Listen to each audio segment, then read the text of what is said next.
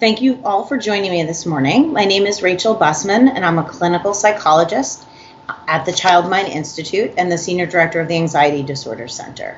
To meet the unprecedented mental health and parenting needs of this coronavirus crisis, the Child Mind Institute has gone borderless.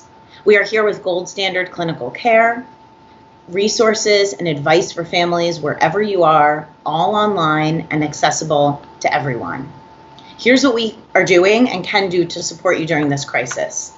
We are providing gold standard mental health care for our current patients and also for new patients who may need help.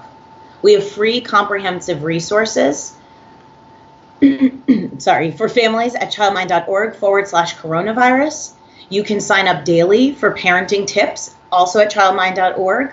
And on Facebook, my colleagues and I are answering your questions just like this at 10 a.m. and 4:30 p.m. Eastern Standard Time, Monday through Friday. We are also recording all of these events so that you can view them later or share them with your family and friends. Our Facebook group for parenting during the time of coronavirus is also up and running. We are here for you wherever you are.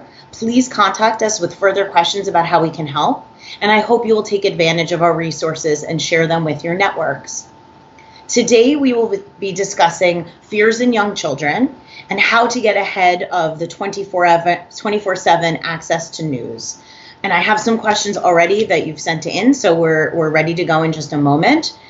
This afternoon, we're going to be back with Dr. Lily Hall discussing problem behavior, how to keep the peace at home. We have a team looking at your questions daily, so please know that if you don't get your question answered now, we can absolutely answer them later as we're keeping track. So to start, a couple of questions that have already come in to me, and I'll get more questions as they post. My child is anxious about Zoom learning or e-learning or something called remote learning. Do you have any tips for this? So I'll start by saying not everybody is using Zoom. Zoom is a web-based platform that a lot of classes or educational institutions are using for e-learning, but you might be using a different platform, and that's fine. You just want to stay on top of communication with your school. I can say personally, our school has sent out emails multiple times a week letting us know that changes are going to happen and how to adjust to those changes. So that's the first thing I'll say, is that it's a learning curve for everybody. The second thing I'll say is that it's actually really normal for kids to be a bit anxious about something new that's happening. So we always want to remain mindful of the fact that not everything that we're experiencing right now can be chalked up to anxiety per se. So it is normal to have a bit of anxiety or anxious feelings about new things. Specifically for children who are either having more than what you think is reasonable anxiety about using Zoom, or you've started to use it and your child's really just expressing distress or anxiety, here are a few tips. The first thing is to make sure that you understand how to use the platform as best you can. That's hard. Not everybody is computer savvy, and I admit it's been a learning curve for me. But if you are aware of how to use the platform, at least to the best of your ability, that's going to help you remain calm during moments when your child maybe isn't calm. So that's the first tip. The second tip I would say is that you can actually be quite transparent with your child and say, I see you looking distressed. I see you looking maybe a little anxious or maybe angry. I've seen some kids appear angry when they're actually anxious, and sometimes feelings mush into multiple feelings or like a confluence of emotions. Another practical tip is actually to say to your child, you know what, we can practice brave things. And so one thing that's actually going to be brave is having you practice using Zoom, because this is what we're going to be using for your learning. But let's actually practice not when the class is running or a time that is very low stakes. So for example, you could create a Zoom link or have the teacher create what's called the Zoom link that is just for the two of you, that you practice connecting and having your child present, and it's just for practice purposes. That can often alleviate some of that anxiety because the stakes are much lower, and for example, no work is actually being done, or there are no other children on the call. So again, if we minimize the many variables and sort of distill them into just one or two, that can really help. Let's say you have a child who's even more anxious and that doesn't do the trick. Again, you can take steps. We often call it developing a fear hierarchy, which means essentially a ladder of steps from the easiest thing to the hardest thing. So maybe the hardest thing would be your child logging onto Zoom by themselves and sitting in front of an entire lesson and learning. But maybe a harder thing would be to have them, maybe an easier thing would be to have them just log on and sit and participate by listening, but not participating by speaking or offering any work.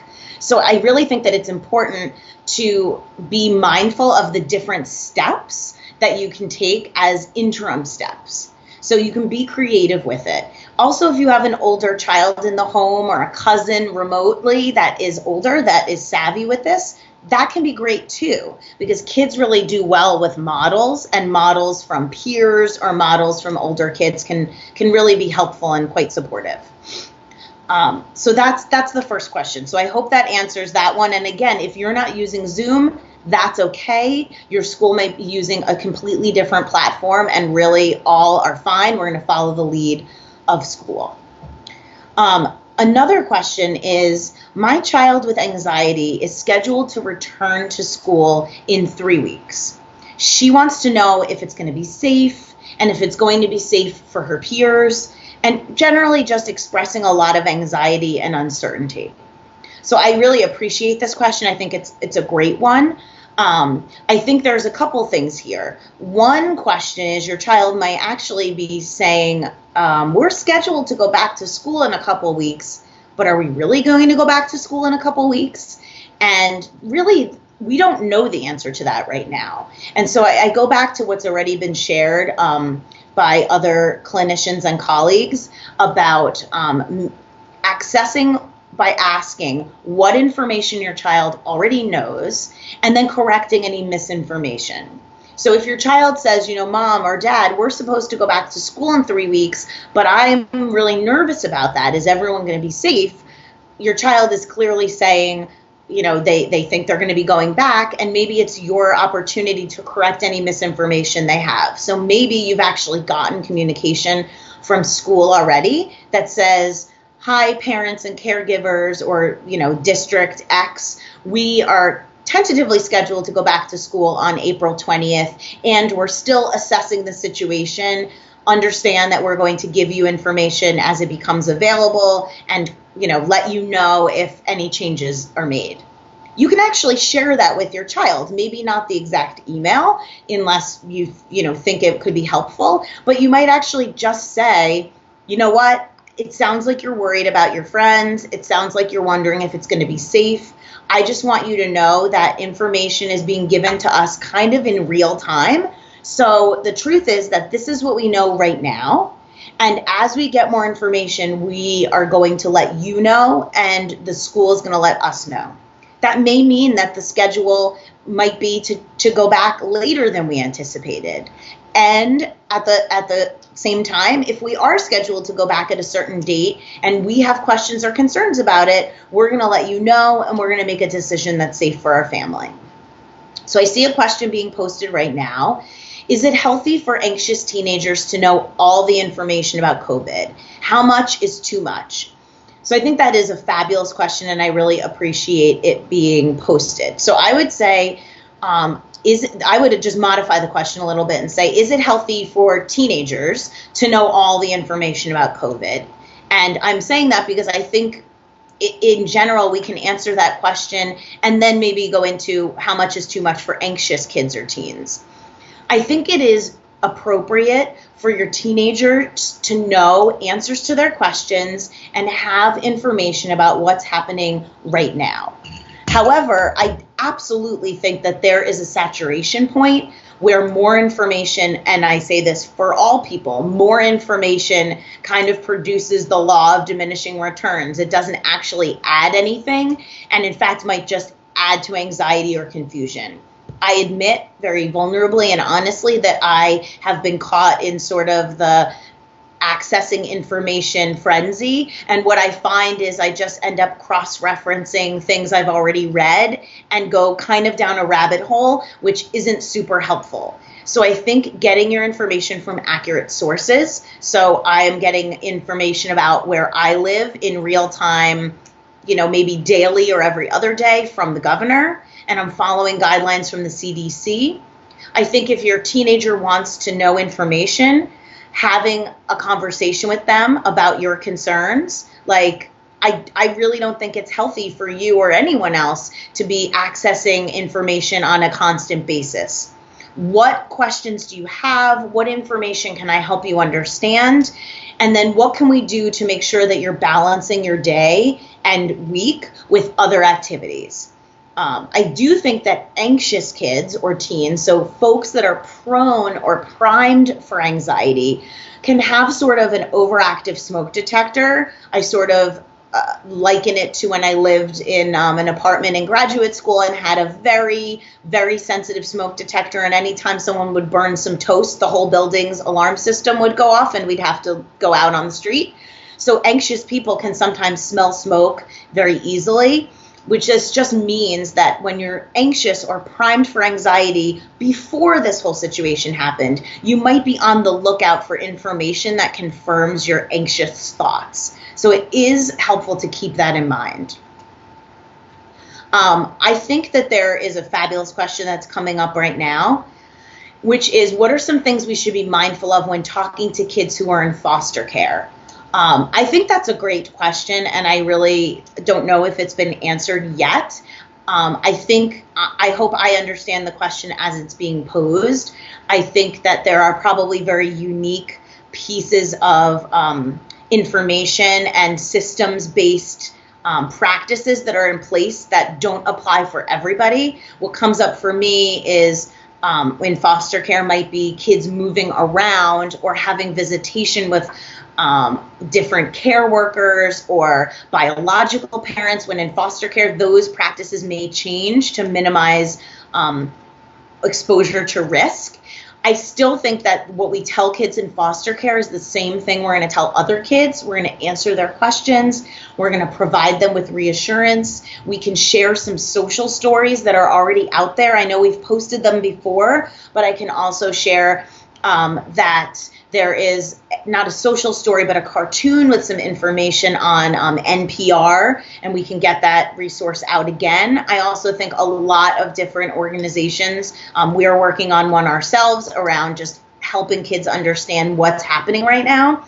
But for kids in foster care, we should be asking them what their concerns are, asking them what they're worried about, because I said this in another Facebook post or Facebook Live, that what we think they might be worried about or a child might be worried about might not be what they actually are worried about. So we want to ask them, what do you need to know? What's on your mind?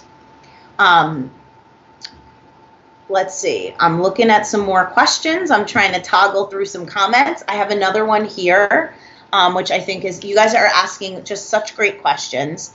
So another question that came up is, we've made progress in treatment. So this is for kids who've maybe been in treatment, maybe mental health treatment, but I think we can just broaden it to say intervention, maybe some occupational therapy or speech therapy or tutoring. But I specifically was asked about, we've made some headway in our anxiety treatment with our therapist, and now I'm worried about regression. So I have a particular, my ears perk up when I hear the word regression. Regression to me sounds really negative, sounds really daunting. And if someone told me my child was regressing, I would be super worried and get into action mode ASAP. And oftentimes we think of regression as going backward or losing progress or losing skills. I'd like to just put out there that right now, for a lot of us doing mental health treatment remotely, We are trying to stabilize and connect and offer support. And so right now it might mean getting to a place of stability or homeostasis before we move ahead and try to do more exposures or try to tackle harder goals. And so, for example, that might mean for kids who are working on meeting new people or trying new things, you can't go out and meet a whole lot of new people right now, but that doesn't mean you can't stay connected to your clinician. It doesn't mean that in the next week there might be opportunities for group therapies via telehealth. So I think it goes back to, as a parent, putting it in perspective. We are all adjusting on a daily basis and recalibrating, and that doesn't mean we're in a regression.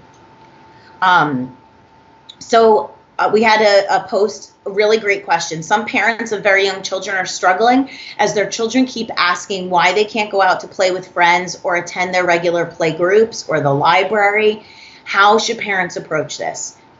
Again, a fabulous question. And what I would say is a couple things. One is, even before this whole crisis, we know that young children, and let's say 3 or 4, ask questions a lot.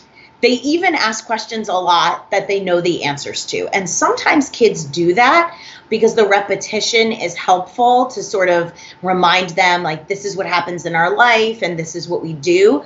So the fact that they're asking the questions again doesn't necessarily mean that something's wrong. So I'll say that. The second thing is, you want to separate your own feelings about the situation from what your child is actually saying or doing. So meaning your child says, why can't we go to the library? And you might be thinking, oh my God, the library is like my place where I connect with other parents and my child gets to take out library books, and I'm worried about that. What's that going to mean for the future? But maybe your child just needs you to say, that's such a good question. We do usually go to the library on Tuesday. Today, we're going to actually go to the library through our computer. That's really cool. I want to show you how we do that. Or, I know it's really hard that you can't see Jackson or Ben right now because we usually have a play date, but we're going to do something really neat. We're going to have a play date through our computer. So you're answering questions and you're providing a calm model rather than showing distress. Someone just commented, sometimes disorganization feels like a regression. I agree. I really need to get organizing the pile of laundry in my room that keeps growing, and I'm being compassionate with myself. So thank you for being here, and you're welcome, and thank you guys for being here. Another question is something that actually came up for me recently with someone that I work with, and I thought it was helpful to bring up for young kids.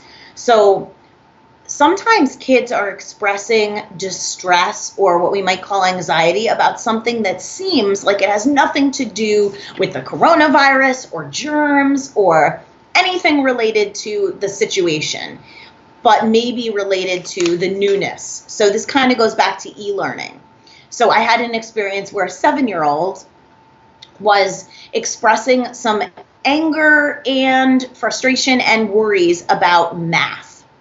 This is a child who's good at math, but learning remotely, just the math portion, is just causing a lot of tears and a lot of distress. And so what I would say is this is a great example of how sometimes younger kids show something that is reasonable given the situation. So meaning this particular child, let's call her Samantha, was showing some distress around this. And while she didn't say, you know what, this current situation is just really disruptive for me. And normally I have confidence in math, but right now I just can't handle the work.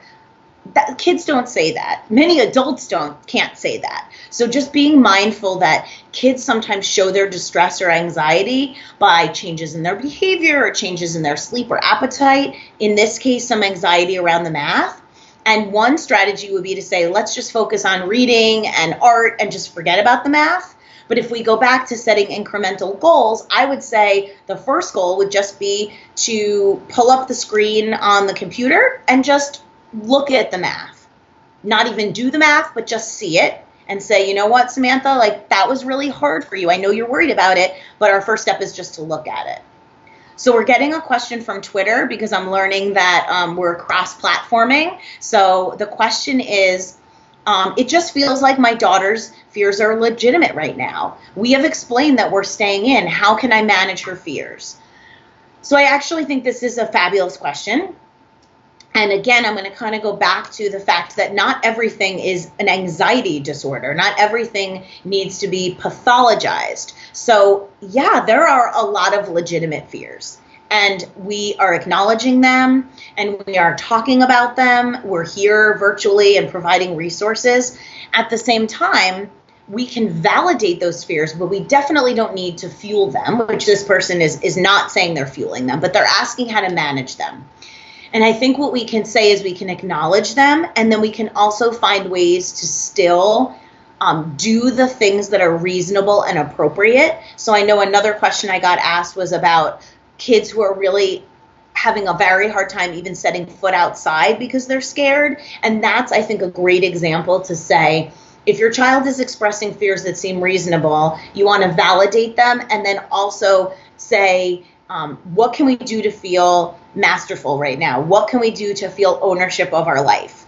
You know what? We have a yard, let's say, or we have a driveway, and we can walk to the mailbox. And that seems reasonable. And I really want you to do that. And so if you have children or adults that are saying, like, I'm too scared to walk into my own driveway, and other people in the home are saying, this is reasonable, going to walk to the end of the driveway and getting mail is reasonable, then you want to take steps to get towards that, right? Because we don't want to do what's called reinforcing unreasonable or excessive anxiety. So you might say, you know what, you might not be ready yet, and yet is a really powerful word, to go to the driveway or to the mailbox, but you can sit on the steps and actually talk to me while I walk to the end of the driveway. And then tomorrow you're going to scooch a few steps forward. So time always feels like it goes really quickly. I so appreciate you tuning in. I want to just give a few closing remarks and also remind you that any questions you have, you can still post them. We're looking at these questions on a regular basis. Someone said color the driveway with chalk. I absolutely love that. It's a great idea. A lot of people are doing that and sharing pictures on Facebook and social media. I think it's fabulous. I want to thank you for joining us this morning. I hope that it was helpful. And remember, we will be back here at 4:30 to answer again questions, and then again at 10 a.m. the next day. We are here to help you with the mental health and parenting needs of this coronavirus crisis, no matter where you are. We have resources to help, daily tips to offer, consultations, and please visit our website at childmind.org/coronavirus. And I wish you a very happy day.